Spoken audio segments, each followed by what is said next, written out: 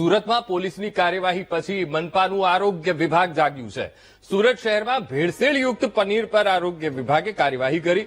સુરભી ડેરીની અન્ય 2 બ્રાન્ચ પર આરોગ્ય વિભાગે દરોડાની કાર્યવાહી કરી। અડાજણ અને પૂણા બ્રાન્ચ પર આરોગ્ય વિભાગના દરોડા ઘી અને પનીરના સેમ્પલ લઈને લેબમાં મોકલવામાં આવ્યા। દરોડા પછી ડેરીને બંધ કરીને તાળા મારવામાં આવ્યા છે।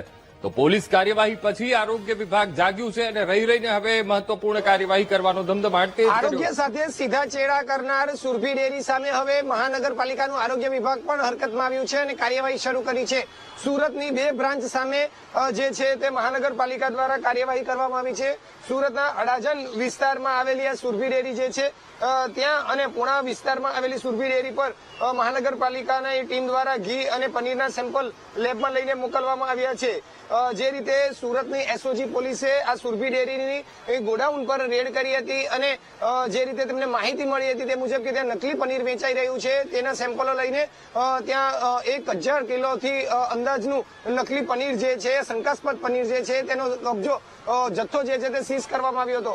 અત્યારે જોઈ શકાય છે કે જે રીતે આ આખું નકલી પનીર જે સુરભી ડેરી વેચતી હતી તેમાં એક ઘટસ્ફોટ એ પણ થયો હતો કે 1000 કિલોથી વધુ તે રોજનું જે નકલી પનીર જે છે શંકાસ્પદ પનીર તે લોકોને પણ પીરસી રહી છે।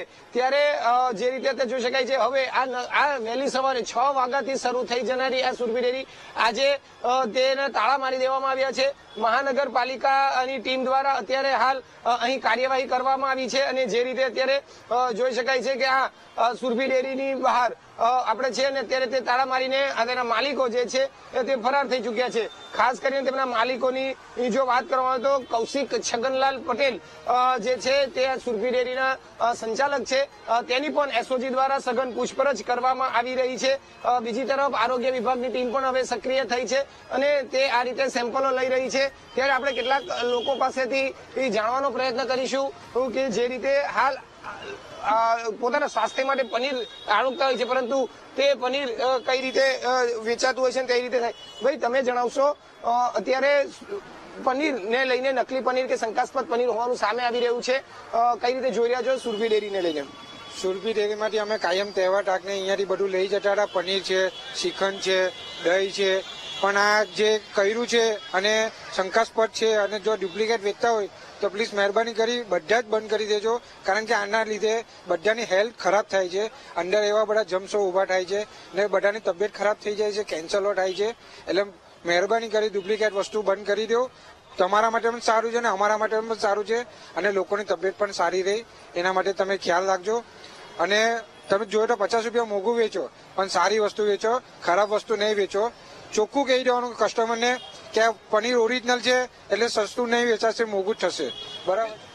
બિલકુલ ભાઈ, તમે એક જણાવશો કે નકલી પનીર કે શંકાસ્પદ પનીર કે એવું વેચવું લોકોના હેલ્થ માટે કેટલું જોખમી કહેવાય? લોકો હાથે ચેડા જ કરવાના ધંધા છે, પણ હવે આ તો પકડાય ત્યારે ચોર કહેવાય ભાઈ, બરોબર?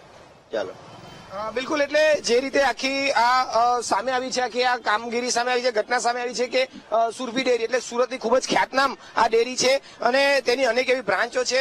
ખૂબ જ મોટા પ્રમાણમાં તે પનીર છે, દૂધની આઈટમો, માવાની આઈટમો બનાવી રહી છે। ત્યારે હવે આ પ્રકારે જયારે નકલી પનીર મળતું હોવાનું સામે આવ્યું છે ત્યારે અનેક લોકો પણ આ વાતને લઈને ખૂબ જ આશ્ચર્ય થયા છે અને આઘાતમાં પણ આવે છે, કારણ કે મોટી સંખ્યામાં લોકો અહીંથી પનીર ખરીદતા હતા। હવે આ જયારે સામે કાર્યવાહી કરી છે ત્યારે લોકો પણ કહી રહ્યા છે કે ખરેખર આ પ્રકારનું ખાદ્ય પદાર્થ ન વેચાવું જોઈએ, લોકોના આરોગ્ય સાથે છેડા ન થવા જોઈએ અને આ પ્રકારે કોઈ પણ કરતું હોય તો તેની સામે કડકમાં કડક કાર્યવાહી પણ થવી જોઈએ। કેમેરામેન દેવેશ સોલંકી સાથે ધ્રુવ સોમપુરા, વીટીવી ન્યૂઝ, સુરત।